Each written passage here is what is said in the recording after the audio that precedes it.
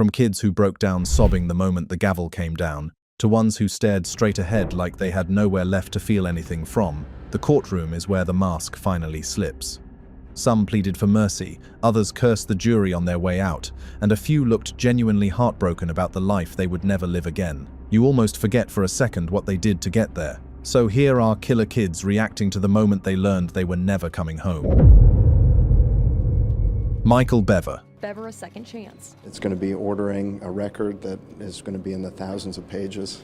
Robert Bever's defense team aimed to limit emotion and remembrance of the victims in the court. The night of the 22nd of July 2015 was supposed to be like any other in the Magnolia Court home in Broken Arrow, Oklahoma. The Bever family had 7 kids, all homeschooled, all rarely seen outside.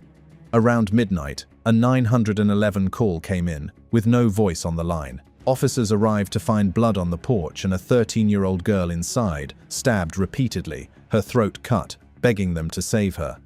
Upstairs and throughout the house, 5 family members were already dead. Parents David, 52, and April, 44, along with 3 of the younger kids, Daniel, 12, Christopher, 7, and Victoria, 5. A 2-year-old girl was untouched in her crib. Investigators later learned that Michael, then 16, and his 18-year-old brother Robert had been planning this for over a year. They had stockpiled weapons, with the long-term goal of going on a cross-country shooting spree to gain infamy. Robert pleaded guilty in 2016 and took life without parole. Michael went to trial in 2018 and was convicted of all 5 murders plus assault on his sister. In August 2018, he received 5 consecutive life sentences with parole possible, plus 28 years for the attack on his sister. Under Oklahoma's rules, life is treated as 45 years for parole purposes, and inmates must serve 85%, so he would not be eligible to apply until he is well into his 50s. At his sentencing, Michael did not testify, but when he finally spoke, he told the court he still woke up at night expecting to go ask one of his little brothers a question, even 3 years later. James Fairweather.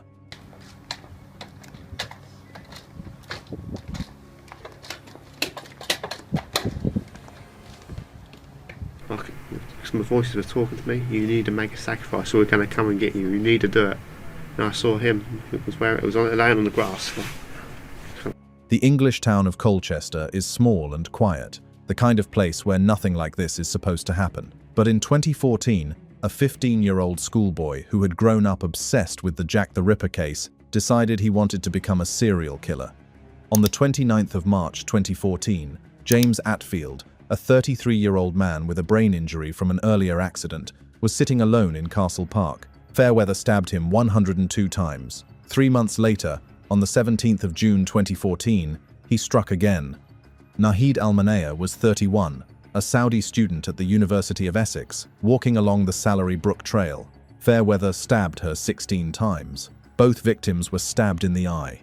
For nearly a year, the town lived in fear, with no idea the killer was a teenager riding past them on his bike. Police had questioned over 1,000 people and checked hundreds of knives before the break came. Then in May 2015, Fairweather was caught carrying a knife and clearly planning a third attack. He admitted manslaughter on grounds of diminished responsibility, claiming the devil was making him do it, but the jury did not buy it. 4 psychiatrists agreed he had some mental abnormality, but the prosecution showed how carefully he had planned both murders. In April 2016, at the Old Bailey in London, Mr. Justice Spencer called the killings brutal and sadistic and sentenced him to life with a minimum of 27 years before he can apply for release. He later tried to appeal that minimum, calling it excessive, and he lost. Eric Dwayne Green. Eric Green was unanimously convicted by a 8-woman, 4-man jury in Caddo Parish after an hour of deliberation. Duncan was reportedly missing in November of 2023. Some of his remains were found last June behind the Richland. On the 27th of January, 2022, 17-year-old DeAnthony Walker was doing what teenagers do every day across America, walking home from school. He had just left Booker T. Washington High School in Shreveport, Louisiana, and was on Harvard Avenue near Harp Street when a black Kia Soul came rolling slowly past. The Kia had been stolen earlier that morning, and Green, then 16, had been parked outside the school waiting for DeAnthony to come out. One of the occupants called Walker over to the car. The moment he stepped close, Eric got out of the back driver's side seat and opened fire with a Glock 19, pulling the trigger 17 times. A second teen in the rear passenger seat fired a .357 as Walker tried to run. Then a third co-defendant got out, walked over to where Walker had fallen, and shot him at point-blank range while he lay on the pavement. Crime scene techs picked up 26 9mm casings and 357 casings from the street. Police traced the Kia after a chase 2 days later, then matched Green's DNA to items inside it and his phone's location data to the shooting site. School surveillance video confirmed a black Kia had pulled into the parking lot across the street from Booker T. Washington and left the moment Walker walked out of the building. Prosecutors said the motive was rival gang membership. Green was charged and tried as an adult, and after a 5-day trial, a Caddo Parish jury took 1 hour to convict him of second-degree murder on the 28th of March, 2025. On the 14th of April, 2025, Judge John Mosley Jr.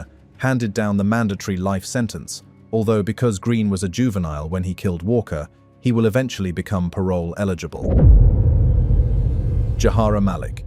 Jahara Malik, now 18 years old, pleading guilty Monday to charges of manslaughter and carrying a concealed weapon. The maximum sentence for Malik would be 30 years in state prison. The state told the judge they're recommending 20 years with 10 years probation. Yakem Lola, known to friends and family as Kamo, was a 17-year-old straight-A student and football player at Miami Northwestern Senior High School. 5 days before Christmas 2024, he told his on-again, off-again girlfriend Jahara Malik, also 17, that he did not want to be with her anymore. That same night, the 20th of December 2024, the two were inside the parking garage of his Little Haiti apartment complex. Surveillance video later shown in court captured them running and chasing each other around the stairwell. Then they disappeared briefly from view, and when the camera picked them up again, Yakim was on the ground, bleeding from his chest. Malik told police it was an accident, that they were just horseplaying.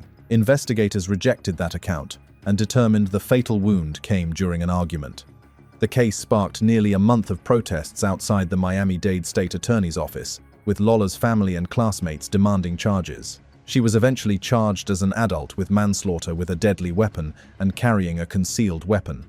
In March 2026, she pleaded guilty without a deal, leaving the judge to decide everything. Lola's mother told reporters she wanted the maximum, a life for a life. On the 5th of May 2026, Judge Christine Hernandez sentenced Malik to 17 years in Florida State Prison, followed by 5 years of probation. She wore a black suit, teared up briefly, and admitted she had been reckless. Lola's aunt, Zeldrina Beecham, then stood up and called her a demon seed her parents brought into the world to cause suffering. Alex Rybal. Were filed against a student in Pennsylvania. Alex Rybal is accused of a slashing attack this month at his high school near Pittsburgh. The suspect was taken into custody very early into the incident. According to Chief Seefeld, the incident probably, once police were aware of it. The morning of the 9th of April 2014 started normal at Franklin Regional Senior High School in Murraysville, Pennsylvania. Then a 16-year-old sophomore named Alex Rybal walked into the hallway carrying 2 8-inch kitchen knives he had taken from his parents' house, and for the next 5 minutes he became a blur of motion through one of the worst school stabbing attacks in American history. He moved through the corridor, slashing at anyone in his path. By the time Assistant Principal Sam King tackled him to the ground, 20 students and 1 security guard had been stabbed, some critically.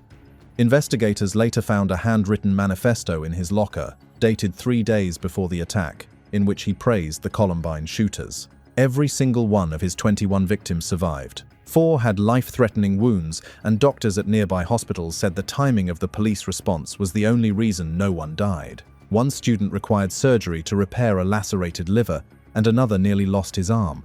Rybal was charged as an adult, and his defense team argued he was mentally ill and had been bullied, but the judge denied attempts to move the case to juvenile court. In October 2017, he pleaded guilty to 43 counts, including 21 counts of attempted homicide and 21 counts of aggravated assault.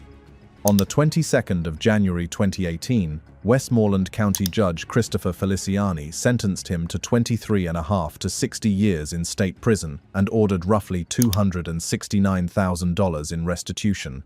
When given the chance to speak, he told the court he felt horrible, but there were no words to fix it.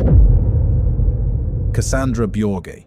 Knew this Nuna granddaughter, accused of killing her grandparents inside their Gwinnett County home, faced a judge for the first time. I wonder how much vicious cruelty it takes to leave someone to putrefy. Did he die quickly? Did Cassie see his face? Did he see Cassie's face? Wendy and Randall Bjorge were both 63 and quietly raising their teenage granddaughter Cassie at their Lawrenceville, Georgia home after her mother's life had become too unstable. They paid for things like a kung fu trip to China, set curfews, and tried to enforce normal rules around her boyfriend, 19-year-old Johnny Hero Ryder. Cassie chafed at every one of those boundaries. In April 2017, when she was 17, she and Ryder decided to play out a Bonnie and Clyde fantasy that began with killing her grandparents. They waited for the lights to go out, then walked in using her key. Cassie attacked her grandmother in the bedroom while Ryder beat her grandfather with a tire iron in front of his wife. Both of their throats were slit before the night was over. The pair then poured bleach over the bodies, caulked the bedroom doors shut to mask the smell, and hosted a week of parties in the house while the bodies decomposed upstairs. Police found Wendy and Randall on April 8th. When police closed in, the couple were arrested after a SWAT standoff at an apartment complex, and both later admitted other family members were on a hit list. On the 2nd of February 2018, Cassie and Ryder pleaded guilty to malice murder, aggravated assault, and theft. Gwinnett County Judge Deborah Turner gave each of them 2 consecutive life sentences with parole possible after 60 years, plus a concurrent 21-year sentence. Ryder apologized through scripture, and Cassie cried a little but had nothing to say. Rashawn Weaver. The emerging details tonight about the 18-year-old stabbed in a park near campus, struggling to get help before collapsing. At approximately 10:30 last night, Rashawn Weaver, a male, 14 years of age, was taken into custody without incident at 1345 Fifth Avenue. Tessa Majors was 18, a freshman at Barnard College, and she had only been in New York City for a few months when she walked into Morningside Park on the early evening of the 11th of December 2019. She was going to meet a friend. 3 teenagers were already there, planning to rob whoever they saw. Rashawn Weaver was 14 at the time. His co-defendant Luciano Lewis held Tessa down, and a third boy, only 13, had supplied the knife, which had been stolen from a department store. Weaver did the stabbing, 4 wounds. The court later heard he told a friend he had cut her because she bit him on the hand while fighting back. Tessa staggered up a stairway out of the park and collapsed against a lamppost on the sidewalk, where she died. In the hours that followed, Weaver posted a video of himself smoking marijuana he had taken from her. When police later identified the bite on his hand, it cracked the case open. Weaver was charged as an adult with second-degree murder and robbery, and in December 2021, he pleaded guilty. On the 19th of January, 2022, in Manhattan Supreme Court, Judge Robert Mandelbaum sentenced him to 14 years to life. Luciano Lewis had earlier pleaded guilty and received 9 years to life, and the 13-year-old was tried in juvenile court and got 18 months. In his statement, Weaver apologized to the family and said he would give anything to go back in time so it never happened. Remy Cordova. Remy Cordova, who you see right there on your screen, was convicted in the shooting death of a 32-year-old woman after a minor car crash. Remy Cordova was found guilty of 3 counts related to the death of Pamela Cabriales. Pamela Cabriales was 32, a real estate agent and a mother to a 6-year-old boy, and she was driving home from dinner with a friend on the evening of the 20th of February 2021. Near Colfax Avenue and Interstate 25 inches Denver, her car was bumped from behind in what was barely a fender bender. What happened next was so disproportionate, it left even seasoned detectives shaken. Remy Cordova, just 14 years old, was sitting in the front passenger seat of the car behind her, a stolen Honda being driven by 18-year-old Neshan Johnson. Cordova picked up an AR-15, climbed out, and fired 7 times into Pamela's windshield. Prosecutors said he did it to impress gang members. Pamela died days later. The attempted murder charge came from a second driver who had been stopped directly behind Pamela's car and was also in the line of fire but was not hit. Cordova was transferred from juvenile court and tried as an adult. A Denver jury convicted him in November 2024 of first-degree murder, second-degree murder, and attempted first-degree murder. The judge later vacated the second-degree count. On the 12th of December 2024, Judge Darrell Shockley gave Cordova the maximum available, life in prison with the possibility of parole only after 40 years, plus a consecutive 8-year term for the attempted murder. Johnson, the driver, had already received 35 years in 2023. When Cordova was given the chance to speak, he did not apologize. He told the family he could not take responsibility for something he did not do, and said he was not the monster the prosecution had painted him to be. Mason Sisk. Mason Sisk is sentenced to life in prison without the possibility of parole. Elkmont teenager accused of killing 5 of his family members last year is now being charged as an adult. The Limestone County Sheriff's Office says Mason Sisk is being charged with 4 counts of capital murder for the September 2019 shooting. The 911 call from the Sisk house in Elkmont, Alabama, came in on the night of the 2nd of September 2019, and the boy on the other end said someone had killed his family. Deputies arrived and found his father, his adoptive mother, and his 3 younger siblings shot in the head as they slept. The dead were John Wayne Sisk, 38, an auto mechanic, Mary Sisk, 35, a special education teacher about to start her doctorate, and the kids, 6-year-old Kane, 4-year-old Aurora, and baby Colson, who was only 6 months old. Mason, who was 14, told deputies he had been in the basement playing video games when he heard gunshots and ran outside. He described a vehicle pulling away, like something out of a home invasion.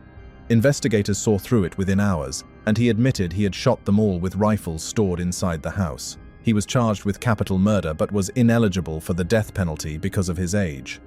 His first trial in late 2022 ended in a mistrial after the FBI unlocked his stepmother's cell phone late, requiring more time. A second trial in April 2023 ended in conviction on all 4 counts of capital murder. On the 7th of September 2023, Limestone County Circuit Judge Chadwick Wise gave him life without parole, calling the crime ghastly, disturbing, and one of the rare cases meeting the standard for a juvenile to receive the harshest possible punishment. Mason did not speak before sentencing and showed no visible reaction as the words were read. Aiden Fucci. The Snapchat that you did was not very smart. Now we have people on the burner house down in our cars now. Because of that Snapchat thing you did. It's all over, you're all over the internet and everywhere. Social media. It is on social media. You'll probably come stay with me after we get done with this. I would submit that this case is probably the most difficult and shocking case that this county in St. Johns County has dealt with. Tristan Bailey was 13, a cheerleader, the youngest of 7, and she went missing on Mother's Day weekend in 2021. Her family in St. Johns County, Florida, reported her missing the morning of May 9. By evening, search teams had pulled her body from a wooded area near a retention pond off Saddlestone Drive. She had been stabbed 114 times, and dozens of the wounds were defensive, on her arms and hands. Surveillance footage showed her leaving a friend's house around 1 a.m. with 14-year-old Aiden Fucci, who lived in her neighborhood. 2 hours later, the same camera caught him walking back alone. As detectives moved in, Fucci sat in a police car and posted a smirking selfie to Snapchat, asking if anyone had seen Tristan lately. His mother tried to wash blood off his jeans. Investigators said Fucci had told friends he wanted to kill someone, but the motive was never made clear. Charged as an adult, he initially pleaded not guilty. Then just before trial in February 2023, he changed his plea to guilty of first-degree murder. On the 24th of March 2023, Circuit Judge R. Lee Smith sentenced him to life in prison, subject to review after 25 years under Florida law for juveniles. The judge called it the most shocking case the county had ever dealt with and laid out the factors, the premeditation, the fact that Fucci acted alone, and that he was considered of average maturity by his peers. What struck the court most was the absence of motive, that it was not greed or passion or retribution. Fucci wept during impact statements and offered a brief apology. Ethan Crumbly. As body cam jail footage, there are a few videos, but we have shortened them. This is sound, so I don't know if you can have your staff just make sure they sound. More dramatic video in the trial of the mother of school shooter Ethan Crumbly. Jurors were shown the moment the parents were arrested. There'd been a manhunt for the couple until they were found in the middle of the night, hiding out in an artist's studio. The 30th of November 2021 began with a meeting in the school counselor's office at Oxford High School in Michigan. Ethan Crumbly, 15, sat there with his parents, who were asked to take him home. They refused, and he went back to class. Hours later, he opened his backpack and pulled out a 9mm gun his parents had recently bought him. In a matter of minutes, he killed 4 students. Madison Baldwin was 17, Tate Meyer was 16, Hannah Street Juliana was 14, and Justin Schilling was 17. 6 other students and a teacher were wounded. Crumbly walked the halls methodically, picking targets. In October 2022, he pleaded guilty to 24 counts including terrorism causing death and 4 counts of first-degree premeditated murder because of the 2012 Miller v. Alabama Supreme Court ruling. Mandatory life without parole for juveniles is unconstitutional, so Oakland County Judge Kwame Rowe held a multi-day Miller hearing to decide whether such a sentence was still appropriate. He ruled it was.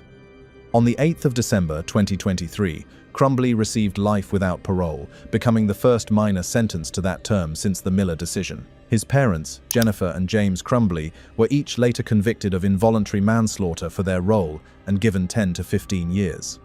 In court, Ethan looked down through much of the sentencing, and when given the chance to speak, he told the judge he wanted the victims to be happy and asked for whatever punishment they wanted. He said he was a really bad person who had done terrible things no one should ever do. His defense team has since filed motions seeking resentencing. Dylan Shoemaker. Inexperience in babysitting. Based on his short life now, what is to say he won't do this again? Well, we don't know that. I think it's completely unlikely. It was a situational circumstance. Tonight, we get our first look at the 16-year-old who's accused of killing a little boy in Springville. Good evening, everyone. Dylan Shoemaker appealed in court today. In the state of New York, there was a tragic story of a guy young guy, who was taking care of his girlfriend's 23-month-old son. The 19th of March 2013 was a Tuesday, and 19-year-old Ashley Smith had gone to her restaurant shift in Springville, New York, leaving her 2 young sons in the care of her 16-year-old boyfriend, Dylan Shoemaker.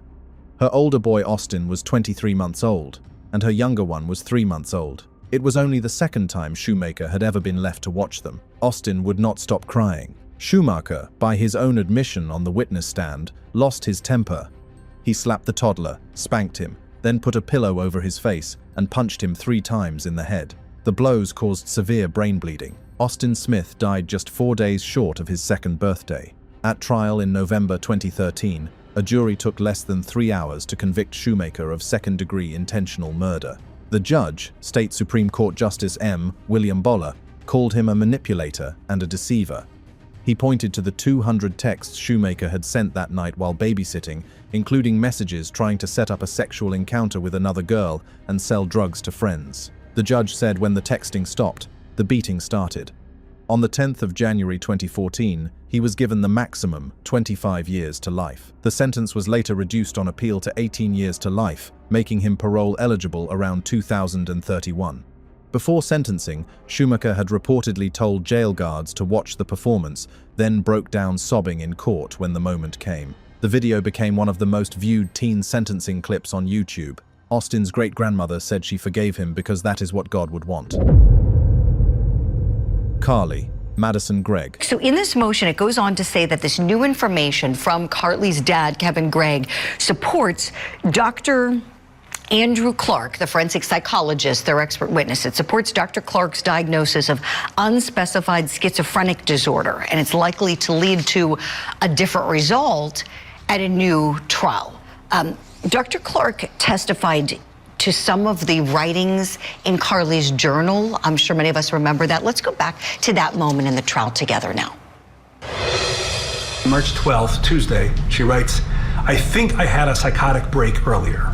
The whole ordeal was quite silly. I actually spoke with one of the voices in my head. Well, I didn't hear them until earlier today, but I only do then. My particular friend and I were practically screaming, bloodthirstily and ravenously. Thank God, physical confrontation was not, and I think it's fruitively, possible. I sound crazy." Ashley Smiley was 40, a high school math teacher in Brandon, Mississippi, and a mother who had been quietly worried about her 14-year-old daughter, Carly. On the 19th of March 2024, a family friend told Ashley about Carly's secret marijuana use. By the end of the day, Ashley was dead. Home surveillance video, later played at trial, captured the entire planning sequence. You can see Carly pacing through the kitchen with a .357 Magnum revolver hidden behind her back. And then you hear the shots. She walked into her mother's bedroom and shot her in the face multiple times. Afterward, on camera, she texted her stepfather, Heath Smiley, asking him to come home, then sat texting and playing with the family dogs until he arrived. When Heath opened the kitchen door, Carly fired, grazing his shoulder, and he wrestled the gun away and called 911. Before any of this was over, Carly had also invited a 16-year-old friend to the house and asked her if she was squeamish around dead bodies before showing her Ashley's body. Charged as an adult, she pleaded not guilty by reason of insanity, and the defense argued she was in a mental health crisis and could not remember firing the shots. The prosecution countered by walking the jury through the surveillance footage frame by frame, showing how deliberate every step had been. After 5 days of testimony, the jury took 2 hours to convict her on all counts. On the 20th of September 2024, Carly received 2 consecutive life sentences without parole plus 10 years for tampering with evidence. She laughed nervously at points, then sobbed as the verdict was read. Brian Cohey. We begin tonight at the Mesa County Justice Center, where 21-year-old Brian Cohey Jr. is on trial for a murder that happened nearly 2 years ago. Yeah, because there's an arm. There's an arm, there's another arm, there's another one. Parents have some concerns of some stuff they may have found in your room? Yeah, I believe so. And what would it be? A human head and hands. This one is it. I'm so serious. 911 is John. What's the address emergency? Hi, there is an emergency. I found something in my son's closet wrapped in a plastic bag. Okay, what was it? I think it's a human head. It's a what? I think it's a human head.